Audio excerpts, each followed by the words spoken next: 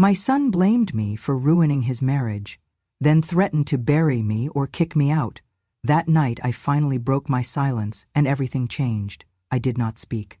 I sat there, my hands folded neatly on my lap, my heart pounding a rhythm I thought I had forgotten how to hear. My name is Elizabeth, 80 years of memory folded into the lines of my face, but today I felt like that same woman who once held her husband's hand on this very porch, when the world felt smaller, kinder. The dining room felt worse now. The table was narrow, the chairs creaked under weight heavier than any person. My son Tom stood across from me, his face flush with anger, eyes glinting with something I recognized too late: contempt. He slammed his fork onto his plate, the metal ringing against the wood like a warning bell. "Don't stick your nose in our business." "It's none of your business," he screamed, and I swallowed down the urge to defend myself. The room grew colder. I watched as he swept a glass of iced tea across the table, sending droplets splashing across the linen placemat. "Your presence ruins everything. You smell like rot. You sound like guilt. Maybe we should just dig you a hole and be done with it." He paused, leaned forward, voice low and cruel. "And if you interfere with me punishing that stupid woman again, I'll show you what regret looks like." My daughter-in-law, Lisa, sat beside him. Her face was swollen, bruised, a quilt of purple and yellow that told a story louder than any cry. She stared at the floor, tears pooling under her lashes, her hands clenched in her lap, as though she could squeeze away the shame he heaped on her. I recognized the look. Fear that felt like a trap, gratitude tangled with dread. Tom's threats landed on me like stones, but the heaviest one was this: he had broken my husband's final earthly promise. The promise that this family would stand by each other. Now that promise lay in splinters of bone and grief, and the blade that had shattered it was his voice, twisted into something I struggled to recognize as my son's. I felt something shift inside me. Not fear, but a steel I thought vanished long ago. At 79, I am not young. But I remember. I remember the first day they moved in with me, the looks on their faces, convinced they would graciously accommodate the old lady. I remember celebrating birthdays, pitching in when money was tight, smoothing the tension between them with cups of tea and quiet hands on troubled shoulders. I remember the ways Tom looked at me, proud son leaning on his mother, until the day he didn't need to. And then I remember the moment that changed it all, when Lisa had bruises and I had begged him, just once, not to hurt her. That moment was the turning point. From that second on, I was not mother anymore. I was obstacle. I sensed the gathering storm, but I never thought he would turn the lightning on me. He did. He had been drunk the last time he hit her. He had apologized, said it would never happen again. She had thanked me for talking to him, for not leaving the silence to swallow her alive. From that moment, he began to unravel. The threats came first, whispered in passing. Then the slaps, when I would try to help carry dishes. He pushed me once, hard enough that the back of my head hit the corner of the wall. But no one saw, or if they did, they chose silence over testimony. I chose silence too, believing it would keep me safe. Or maybe I convinced myself that was safety. And then dinner tonight. The air thick with rancid accusations, every word a chain wrapped around my chest. But here I sat, breathing calmly, because for the first time in 7 years I realized something. Silence was the thing I regretted most. Not for me, but for all she had suffered. My eyes focused on Tom's shaking hand, the way the rest of his body quivered with the weight of what he threw at me. I set my jaw and pressed record on my phone lying hidden beneath my napkin. He would regret this one day, but regret would not help her. It would not undo the fear or the broken bones. I have spent my life reading between the lines, understanding people by the silence they keep and the words they cannot say aloud. I understood Tom in this moment. His anger was fear wearing a villain's mask. But I also understood myself. I had nothing left to lose.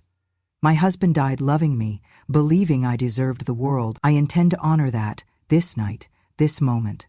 As he finished speaking, panting and exhausted by his own venom, I stood. My body protested, but my spirit did not. I walked around the table, each step echoing years of waiting. I knelt before Lisa and placed my hand gently on her arm. "I will not let him hurt you," I said softly, but firmly enough for Tom to hear. His face paled.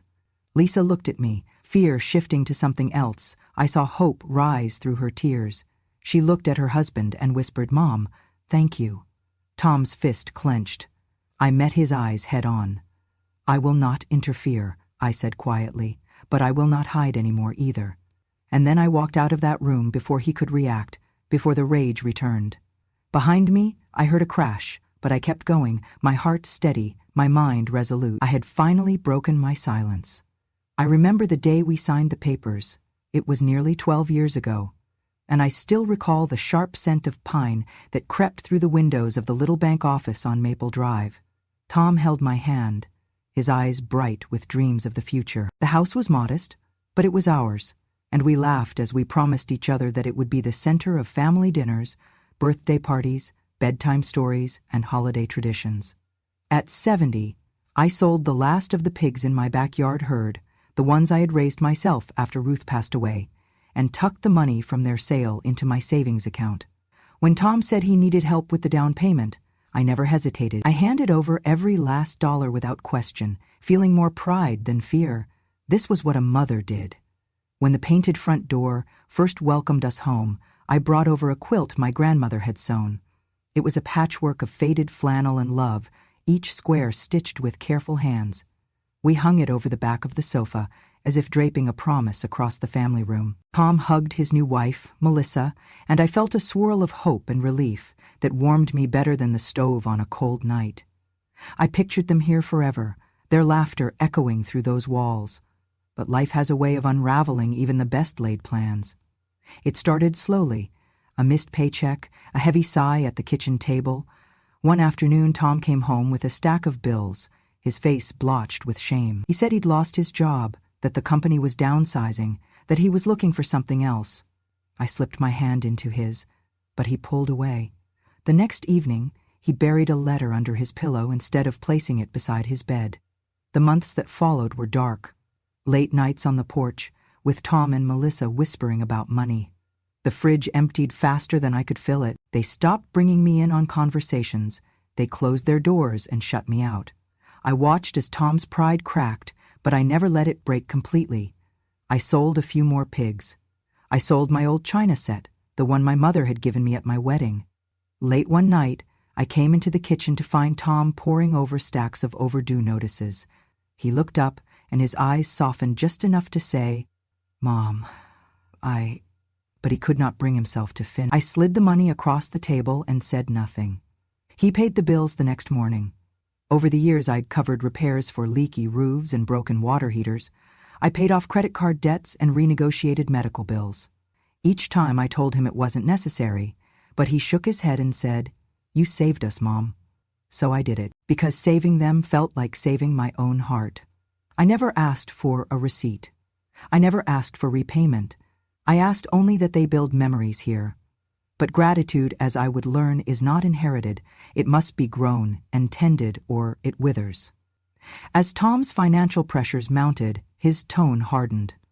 I heard harsh words spoken in the garage, in the kitchen, late at night when I could not sleep. Melissa would come down the stairs with fresh bruises, and I would pretend I saw nothing. At first I wondered if it was stress, but then I saw the pattern, a twisted rhythm of apology, of broken, bruised skin, of whispered promises he would never do it again, and then again, always again. I remember sitting on that same porch that first evening, contemplating whether motherhood meant protecting your child or knowing when to turn your back for the sake of self. I stayed silent because I believed in family above truth. I stayed silent because I thought love was sacrifice. I stayed silent because I was afraid of what I might lose. One night, Tom exploded. He slammed his fist against the kitchen counter and screamed, "You've ruined everything!" He said I'd destroyed the balance in their marriage, sabotaged their ability to stand on their own feet. I told him that if anyone ruined his marriage, it was him. He glared at me as if I'd just dug my own grave. I'll never forget the moment he said it. "If you can't stay out of our lives, you and your money can leave. Just stop meddling." In that silence, I realized I had earned nothing for him. He saw me as a burden. My kindness, my resources, my sacrifice, they all looked like chains around his ankles. Mercy becomes contempt when it is force-fed instead of offered. That night, I tucked away the bank statements, the pig sale records, everything. I carried them with me wherever I went as proof, not of what I lost, but of what I gave. And I began to understand that I had enough, not money, but evidence of my own worth. Here in this house I helped keep standing, I planted my patience and my pride. I planted roots so deep that a gale of resentment would not uproot me. Now, years later, I sit here at the dining table, 16 stone slabs of memory carved into its surface, waiting for the moment I reclaim those roots. I am no longer just the woman who saved a marriage. I am the woman who learned when saving becomes harm. I am the woman who will no longer stay silent, no matter how quiet the world may want her. Because mother or not, I chose dignity over convenience, and no one can buy that back. I watched him throw his weight around the kitchen, chest heaving like a storm ready to burst. My heart beat heavy in my chest, but I did not move. I had seen this woman before me, our daughter-in-law, Lisa, trembling beneath the weight of his anger. Tonight, I had finally stepped in. "Tom, that's enough," I had said earlier. My voice carried the weight of years, of bedtime stories, of birthday cake icing smeared on palms, of secret midnight coffees to soothe restless moms and dads. He spun toward me as if I was a ghost in the room. He said, "You always take her side like she did not destroy our marriage first." His voice cracked with rage and fear, or maybe something older, something colder. He advanced, the distance across the kitchen shrinking with every heavy step. Lisa shrank too, her shoulders folding inward, arms clamped to her sides. The bruise beneath her eye stood out under flickering overhead light, like a map of betrayal. Her lips were parted, but no sound came. The silence in that moment was a presence, thick as blood, as guilt. Tom stopped in front of me. He towered. His face was pale, eyes glassy, throat swelling with words he fought to keep inside. "If you keep interfering," he spat slowly, "I'll punish you too. You'll know what it means to regret." He leaned in until our breath mingled. He smelled of whiskey and shame and fear that had long ago calcified into his bones. My knees trembled. My heart thudded so hard I feared it would burst through my ribs. But my hands did not shake. My voice did not betray me. Because I had brought something tonight he did not know I had brought. A pair of glasses wired to record, the camera nestled low in the frame, hidden in plain sight. I had fueled it with memory and law and proof. I had prepared for this moment because I knew it would come.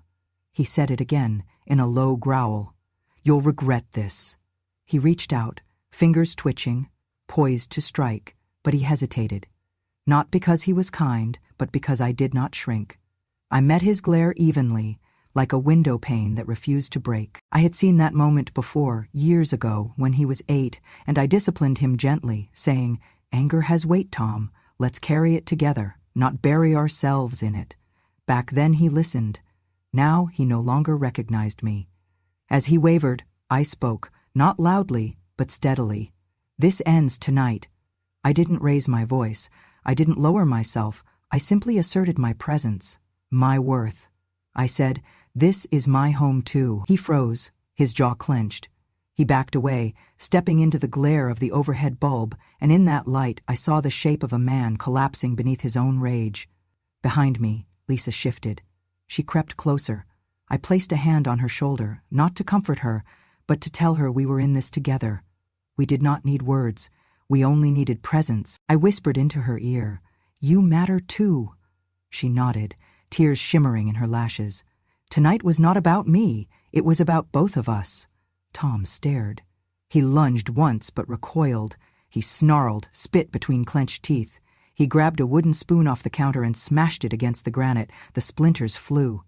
I'll never forget that sound. It was a declaration of brokenness. He stood among shards and wood and rage. I stood too, tall even though my knees shook. I used that moment to recite the pledge I had practiced in front of my mirror earlier. "I will not be your victim in silence." I said it out loud now, clearly. "I will not be harmed. Not again." Tom laughed, a short bark of dark humor. He twirled the spoon in his fist. He looked down at it as though it was proof of his sovereignty, but I saw the tremor in his knuckles, the sweat beating at his hairline, the panic in his eyes. Lisa stepped forward for the first time in months. "He's right," she said in a soft voice, more powerful than anything I had spoken tonight. "You don't get to treat her like this." Then she said my name. "Mom." Her voice cracked. We both turned to him. He looked at us as though betrayed. Silence hung in the air. A storm paused before its next blow. It was then I saw the truth. This is not a fight of bodies, but of stories. His story of betrayal, of inadequacy, of money spent and hopes stolen. My story of mothers and daughters and choosing love over fear. Lisa's story of survival, of standing when the world told her to collapse. His weapon then was regret and violence. Ours was memory and solidarity. He let the spoon clatter to the floor. It broke again under its own weight, like his anger had. He looked at the shattered wood and said nothing. The tension shattered as well. I stepped forward, collecting the broken pieces. I gathered them in my hands, not as proof of his violence, but as evidence that things break so they can be fixed. I turned them inward, so Lisa and I could quietly piece them together later with tape or thread or time. I said softly to both of them, "We can heal, but only if it stops tonight." Then I walked away, guiding Lisa by the arm to the front door. Behind us, I heard Tom's uneven breath. I looked once at his silhouette against the hallway light. I did not falter. I did not fear.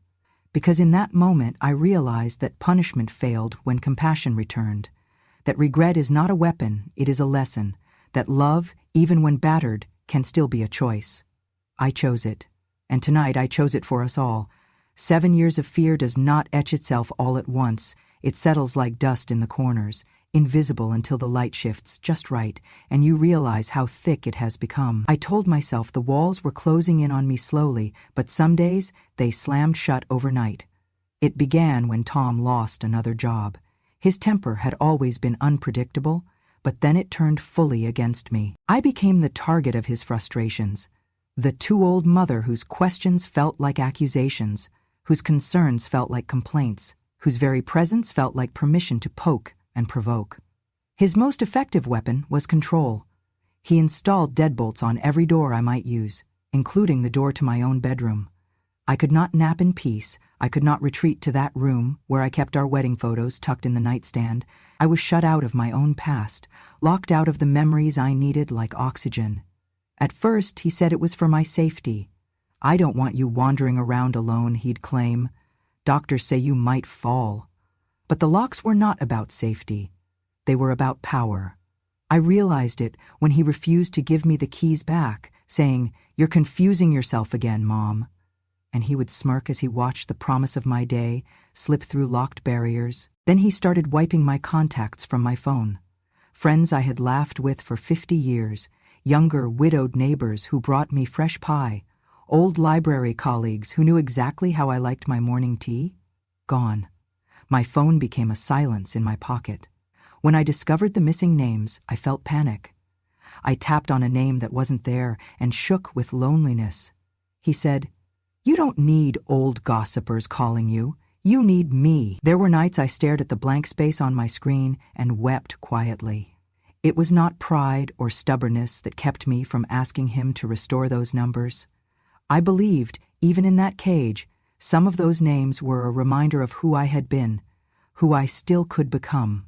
So I swallowed my pride, I swallowed my tears, because I believed fear meant hiding, and hiding meant still breathing. I would not give him the satisfaction of seeing me give up. Every time I picked up the hospital phone book, thinking I should ask for my prescription refill or maybe a checkup, his voice cut through my resolve. "Stop calling people. Stop sending texts. You'll regret making me show you what regret looks like." I heard those words in my sleep. I saw them in my dreams. I felt them in the hollow space beneath his clenched fist tonight. I took to sleeping in the living room on a recliner that held more history than comfort. I kept the camera turned on. I kept a notepad in my nightstand drawer. And I decided I would remember every moment, every sentence, every act that could walk me back into the light. If our home was a prison, then he had the keys and the map. But he did not have my mind. He had not crushed my will. He did not know that the mind can hold its freedom even when the body is locked inside walls. At night, I would hear the sound of Lisa's footsteps, shuffling down the hallway as though she practiced an apology with her body before her voice could try. I would hear her soft crying, the small, desperate sound of someone pressed against the darkness until their voice becomes a whisper. I would whisper back, "You are safe. You are seen. You are enough." I did not see any extinguishing of light when I said it. The tears would soften. Her shoulders would relax, just a little. That was my purpose. My purpose reclaimed, to comfort, to witness, to remember that fear but not silence was the path that kept us alive. I had spent my life telling stories. I had guided young students through the past, teaching them context and compassion. I had taught them truth lived inside courage. Now I was living the truth myself, that courage may be quiet, but it is never small, that courage may slip and tremble, but it breathes until it learns how to stand. Sometimes fear whispers that we should stay hidden, be smaller than our shadows, do not rock the boat. But what is hidden can also wither, and what is silent may never grow. So I wrote letters back to those disappeared names. "I am okay," I typed out. "Tell Jim I miss his peach cobbler. Tell Marcy I will call when I can." Then I stuffed the papers in my pocket, just a whisper of history, a reminder that I had once known them, and they had known me. 7 years went by like that. 7 years of locked doors and vanished names, and threats like daggers that never fell. 7 years, I thought, perhaps the walls were winning, that fear had claimed me inside. But one night, in the darkness when everything felt most still, I understood something deeper, that I wasn't the captor of my own fate. I still had my mind, I still had my voice, I still had my pulse. And as long as those things beat inside, I had the right to call for justice. I realized that night I could choose how this story ended, not in surrender, nor tragedy, but in quiet triumph. The loudest battles often happen behind closed doors. They are not fought with banners.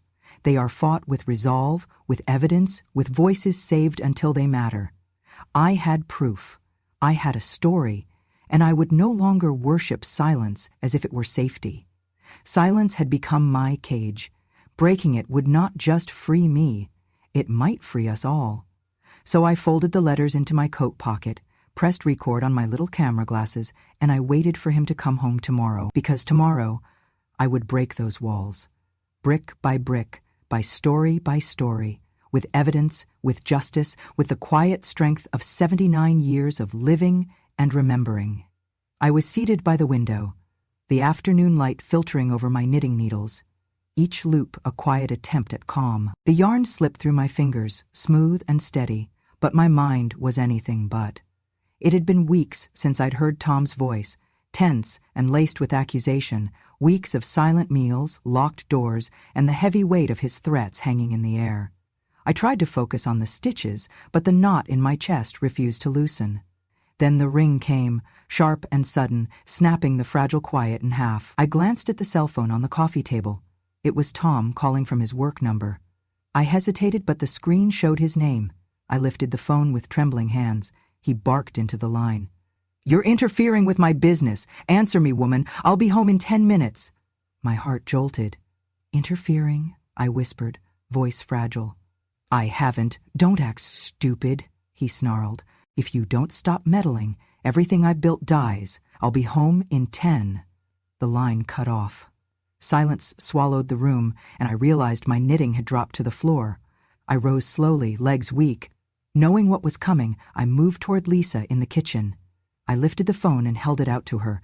"Call 911, I whispered, breath shaking, "and call Jassa. I need help." Tears welled in her eyes. She glanced at the door as if expecting Tom's return at any second, then nodded. With trembling fingers, she tapped the screen. A second later, she said, "They're coming." "They said they'll send someone." She handed me the phone back. I cradled it like it was a lifeline. "Okay," I breathed. My mind raced. Part of me wanted to curl into the chair and pretend nothing was wrong, but I remembered the bruises on Lisa's arm, the locked doors, the missing phone numbers, the shrinking of my world. I realized the danger wasn't only about fear anymore. It was about survival.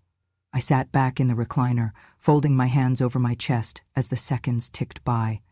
The sun dipped lower, casting shadows that stretched like silent watchers. I knew it would be only minutes before Tom returned. Then I called my daughter, my eldest, far away and only a call away. My voice quivered as I said her name. "Yes, Mom?" I can't stay silent anymore," I managed. "I've been afraid, but I need help." I heard her intake of breath. Then, "I'm on my way. I've contacted the neighbors. Mom, you did the right thing." Tears slipped down my cheeks. I placed my hand over my heart, feeling it beat with quiet urgency. Soon, a knock at the front door rattled through the walls. Lisa jumped, her body tense. We exchanged a glance, and both moved toward the door. I opened it to find a uniformed officer on the porch. "Ma'am, your daughter called, and so did Jassa," he said softly. "Are you safe right now?" I nodded, stepping aside so he could enter. He followed me to the living room, eyes scanning the room.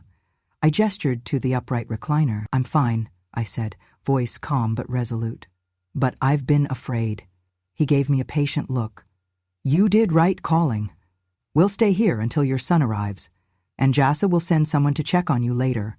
I closed the door behind him and leaned back, a rush of relief swamping my nerves. Jassa staff arrived moments later, offering support and words of reassurance. They explained that I could apply for an elder abuse protection plan, file for a restraining order, whatever I wished. When they left, the phone rang again. It was my daughter. "Mom, are you safe?" "I am now," I replied, voice firm. That night, I didn't knit. I lay awake in my old bedroom, my sanctuary once stolen by sneered whispers and locked doors. I let tears fall, but they carried something different now. Not just fear, but the weight of my own courage. I realized something crucial. Breaking the silence didn't mean I had failed at mothering or grandmothering. It meant I was telling a deeper truth, that I did matter. Not because of blood or birthright, but because I deserved love that didn't demand silence, and safety that didn't accept loyalty to abusers. That night, I fell asleep thinking about what tomorrow would bring. Perhaps confrontation, legal forms, visits from lawyers and social workers. But I wasn't afraid anymore. I had allies. I had proof. I had a name beyond Mom or Grandma. I had a voice, and I would not shut it again. When dawn came, sunlight streamed through the curtains. I rose slowly, feeling steadier than I had in years. I dressed carefully, with purpose. Grabbing the phone, I scrolled through to find the numbers I'd saved, the JSA contact, my daughter's number, the police precinct. Each name reminded me of connection, not isolation. I sat at the kitchen table, set 2 cups of tea, one for me, one for Lisa. She joined me, eyes red but resolute. "Mom, thank you." She didn't need to say more. I wrapped an arm around her shoulder, the steam rising between us. "For both of us," I whispered. That afternoon, we filed the first of our protection paperwork. I signed forms I never thought I would need. I asked questions. I listened. And I remembered my worth. Not because I had survived, but because I had spoken. And that day, the next chapter began. No longer hidden, no longer silenced, no longer afraid. Because calling for help was not the end. It was the beginning of my story reclaimed. I opened the door to Jassa's representative, a gentle woman with kind eyes and a folder filled with exactly what I needed, a temporary order of protection. My hands clenched the legal papers like a lifeline. I read the words carefully. No contact, no stalking, no intimidation, and most importantly, no going near my bedroom or entering my private space. It was a shield. It was hard-won. It was mine. Moments later, Tom burst through the front door, shoulders coiled like a spring, voice raw with fury. "What is this?" he snarled, staring at me with wild eyes. He glanced at the officer standing in the hallway, a witness now embedded in our home, and something in his face faltered. "This is crashing your fantasy," I answered, quietly. "This is not up for debate." Lisa stepped forward. She spoke with a quiet confidence I had not heard in years. "Can't contact me or Mom, not by phone, text, email, or in person." Tom's jaw clenched. "This is crazy. She's ruining us." The officer took a step forward. "Sir, if you attempt to violate this order, you will be arrested. You may not enter this room or make any contact whatsoever until the court modifies this." Tom's eyes burned with resentment, but he could only stare. I saw the moment our dynamic cracked. Our power shifted. He was used to fear and submission. Now he had neither. He ran his hand through his hair, looked at Lisa, and said nothing. For once, there was no slur of invective on his tongue. The JASA advocate offered us resources, housing alternatives if I needed, helplines, legal support. It was a new kind of safety net, a mesh of community and legality woven around my life. That night, it felt surreal. I ate dinner in my bedroom, the new sanctuary, behind closed and legally guarded doors. Lisa brought me chicken soup. We spoke quietly about tomorrow's plans, my appointment with the elder rights attorney, her call to HR explaining what had happened, a meeting scheduled with the local domestic violence counselor. We didn't talk about Tom. We didn't need to. The walls that once protected him from accountability now protected me from harm. As I lay in bed that night, I thought about the past 7 years, the locked doors, the erased names, the whispered rage. I thought about the little notebook I'd kept, dated entries of pain and neglect, of regret, threats, and bruised silences. Now I lay in a room I had legitimized as mine, not stolen, not borrowed, but unequivocally protected by law. The next morning, I woke early. I saw the sunlight break across the wooden floorboards, dust dancing in its wake. I breathed deeply. Lisa joined me for breakfast, pancakes with fresh berries, the first meal in months that tasted like something more than just sustenance. When I looked at her, I realized that night had changed us both. We had been survivors in parallel roles, she the battered daughter-in-law, me the silenced mother. That bond between us had crystallized, not of blood alone, but of courage and witnessing and survival. I called my daughter to share the news. She cried on the phone, relief pouring through the line. We talked about tomorrow's court date for the full restraining order, about installing extra locks and cameras, about rebuilding my network of friends in the neighborhood, and for the first time in years, I felt like I had a future again. Because the order of protection did more than lock doors. It unlocked something inside me, a sense of agency, of legality and personal agency woven into the fabric of my last decades of life. Tonight, as I close my notebook, I write one line at the top of the page, in bold letters: I am free. Not because I left, not because I pretended to be someone else, but because I chose to be myself, and that choice now has legal protection, and that, I think, is the greatest triumph of all. I moved in with my daughter and granddaughter soon after the order of protection was granted. The air felt lighter, and suddenly my days were filled with soft chatter, little feet padding across wooden floors, and the warmth of a home that felt truly my own again. My granddaughter, Emma, ran circles around the living room, her laughter bright as sun. My daughter, Anne, held my hand and guided me gently through each morning, reminding me that strength comes in shared moments. I felt fear begin to peel away, replaced by something I had long forgotten: hope. Each week, I walked into the JASA senior support group. Their name meant little until I realized how many other women carried stories just like mine. There was Mrs. Patel, who had endured heartbreaking loneliness after her husband passed away, and Ms. Rivera, who had nearly been scammed out of her life savings. We sat around in a circle in pastel chairs, drinking coffee, exchanging small victories, a stronger lock, a phone call to a distant child, the courage to venture out again. At first, I was quiet, still getting used to speaking without fear clogging my voice. But each week, that changed. I began to tell parts of my story, how I'd felt invisible, how locked doors and erased names almost stole my identity, how stepping into the police car that night had felt like lifting a weight off my chest. Faces in the group softened. Tears glistened at the corners of proud eyes. When I finished speaking, I felt lighter, like something inside me had been released. After several months, JASA asked me to speak at their annual Elder Abuse Awareness event. They called me the grandma who found her voice. My heart pounded when I stepped to the podium, floral dress, silver hair pinned back, voice shaking just a little. But I looked at the crowd, advocates, elders, friends from the support group, and I found courage in their faces. I began my speech softly. I never thought I would be the kind of grandmother who speaks up. I thought getting older meant retreating into the shadows, and I told them how silence had taken 7 years of my life. But I also told them how breaking that silence brought me home, doubly so, because for the first time, I felt I belonged to a community that did not fear my age, but honored it. I shared that feeling of dread when Tom smashed into my world, but I also shared the relief when I found allies. I held up my little camera glasses as evidence of preparedness, and the audience gasped in recognition of everyday tools becoming shields.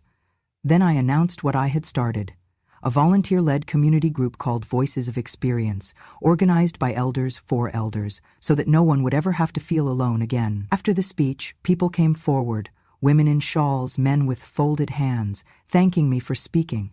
A detective approached, saying he'd learned something new that night. We are never too old to rewrite our role in the world. I met a lawyer who said he would help any elder in need. Another attendee excitedly offered to host a monthly meetup in her own town. That evening I returned to Anne's kitchen for dinner. Emma jumped into my lap and demanded I tell another old story. I looked at my daughter when she handed me the plate, just home-cooked vegetables and rice, but seasoned with love. I realized the moral of that day wasn't about escaping darkness, it was about planting seeds of light. In the weeks that followed, I led Voices of Experience meetings in our church basement, every Wednesday morning. Word spread. We had 10 attendees by the end of our third week, women in wheelchairs, veterans, retired teachers, some still carrying bruises unseen. We shared numbers for grief counselors, medical advocates, and elder law attorneys. We invited local police to speak. We sat in circles and practiced saying, "I deserve safety," until we believed it. One afternoon, I sat with Mrs. Patel and Miss Rivera on a bench outside the church and looked at the spring blossoms. Mrs. Patel said, "Your story gave me courage to go to the bank and check my account. I had hidden a wire transfer from my grandson. It was fraud." Ms. Rivera nodded, tears in her eyes. "I canceled the land deed I almost signed. I didn't know that wasn't my real estate agent." We held hands then, 3 older women woven together by shared strength, and I realized why my voice had mattered, because theirs did too. Not every day was easy. Some members slipped away. Some responded to threats I felt in their voices. But many stayed, and each time a new person walked through the door with fear on her face, I saw why this mattered. Because fear might whisper that we should be quiet, but courage reminds us that our stories are powerful tools, that telling them helps more people survive until they too remember they are not invisible. By the end of the year, we held a community event, Safe Spaces for Seniors. We invited journalists, police, nonprofits. We shared panels, testimonies, legal advice. I introduced the keynote speaker, a woman whose story mirrored mine, who rediscovered her voice at 92. The room was packed, with elders, with volunteers, and with young people who came to learn. I watched across the hall as families listened and nodded, and I heard a reporter call me the spark behind a movement. That night when I got home, I found a letter at my front door. It was from Lisa. She and Tom had separated. She wrote how my intervention had saved her life. She wrote that she and her daughter were staying with her sister now, but they wanted me to know I could visit any time. I wept with joy. My world had expanded, built not just on memories of the past, but on the promise of a future where elders matter. I had gone from fear to advocacy, from silence to solidity. I had become proof that age is not a sentence. It can be the foundation of something extraordinary. I sit now in my granddaughter's room, watching her draw. She forms a picture of 3 women standing together, roots tangled and strong. I stop my knitting and tell her, "That is us. We stand together." She looks up and smiles, then returns to her picture, confident in colors. "My name is Elizabeth. I'm 79. I am safe. I am beloved. And most of all, I am heard. Because I chose to speak. And in doing so, I found not just my voice, but a community that needed to find theirs." I returned to the old house on a bright spring morning, the scent of rose petals drifting on the breeze, the sunlight warm and forgiving. The garden looked just as I remembered, rows of pink and crimson plumes, their petals softly opening to welcome me back. This was the place Tom once threatened to bury me, the place he had stolen with his threats and locks. And yet here I was, standing in my own backyard, stepping softly as though walking through a dream. Tom is gone now, not by choice but by court order. He entered a mandatory anger management and therapy program, living away from home with strict supervision, his visits scheduled and monitored. The order of protection remains in place. I do not miss his presence. I miss only what I once hoped he might become.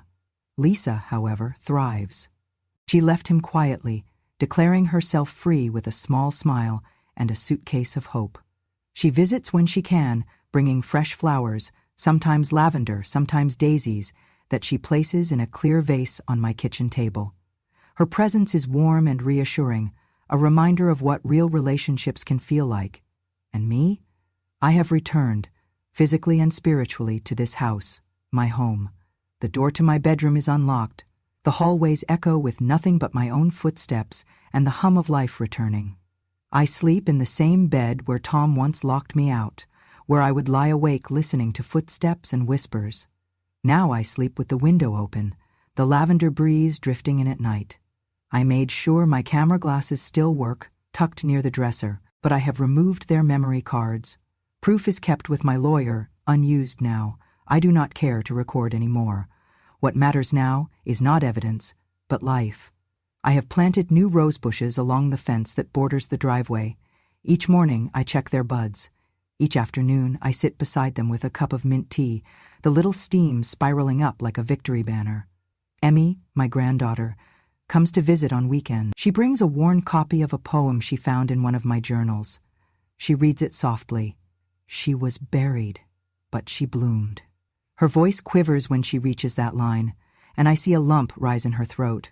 I told her once that adversity would push her roots deeper underground, but that a true bloom rises despite the earth above it. Today, I feel like that poem. My roots are stronger. My bloom is brighter. Lisa joined us on the porch that afternoon, bringing iced lemonade. We sat quietly, watching bees dance among the petals. "It's peaceful here," she said. "It's like nothing ever went wrong." I squeezed her hand and smiled. Everything went wrong, but we fixed it. She nodded, and I felt proud that she understood. Life is not erased just because a darkness falls. It is made beautiful through healing. My daughter visited too. She had flown in the day the court decision was announced. She brought news that my support group, Voices of Experience, continues to grow. Our Wednesday meetings now rotate among 3 local churches. I was invited to speak again at a county event this summer. "They remember you," she said. "They call you a hero." I laughed. "I'm not a hero," I told her, "just a mother who finally chose herself." She kissed my cheek and said, "That's enough to inspire 100 hearts." The house is quiet now that evening as I prepare for bed. I walk along the hallway that once felt like a gauntlet of fear. My footsteps are slow but steady. I pause at my bedroom door and smile before entering. Inside, the quilt my grandmother made hangs on the chair by the window, a tribute to the strength passed down through generations. I smooth its folds, remembering the day I first brought it inside a decade ago, filled with hope. Now, hours later, I rest beneath it with gratitude. I lie down and close my eyes, surrounded by the scent of night-blooming jasmine, climbing on the trellis outside the window. I feel the hum of life all around me, the crickets, the distant traffic, the soft murmur of neighbors winding down. I think of everything I endured, the locked doors, the erased contacts, the threats meant to terrify me into silence. And then I think of what followed: a court order, liberation, community, rebirth. They tried to bury me, but I buried their lies instead, I whisper into the darkness before sleep claims me. Tomorrow I will rise again, walk among my roses, sip mint tea, and greet the world that finally knows my name as one who survived not by hiding, but by blooming. I will remind anyone who feels unseen that they are not hidden, they are rising. If you know a mother or grandmother who is suffering in silence, do not wait. Find help. Listen. Believe them. Because they deserve a voice, they deserve protection, and they deserve to bloom, no matter what dark soil they have endured. Psalm 46:5 reads, "God is within her, she will not fall." I believe that. I am that woman, and we all deserve the chance to rise again. If this story touched you, if you know someone who needs to hear it, reach out, speak up, and help them find their way home. For every quiet voice bowed by fear, there is a strength waiting to be heard. Thank you for listening to my story. If it stirred something in your heart, if you've ever sat at a table where your voice was drowned out, or lived in a home where your footsteps felt like trespassing, I want you to know, you are not alone, and it is never too late to speak. They tried to silence me with fear, but fear didn't last. My memory did, my truth did, and now maybe it can help someone else find theirs. So if you know a grandmother whose voice has been buried, help her dig it up. If you are that grandmother, remember this: quiet doesn't mean powerless, it just means we've been watching, waiting, and when we finally speak, the world listens. This has been Grandma, True Stories, where silence ends and truth begins. Subscribe to this channel for more real stories of quiet strength, justice without shouting, and the kind of revenge only memory can deliver. I'm still here, I'm still remembering, and I've still got stories to tell.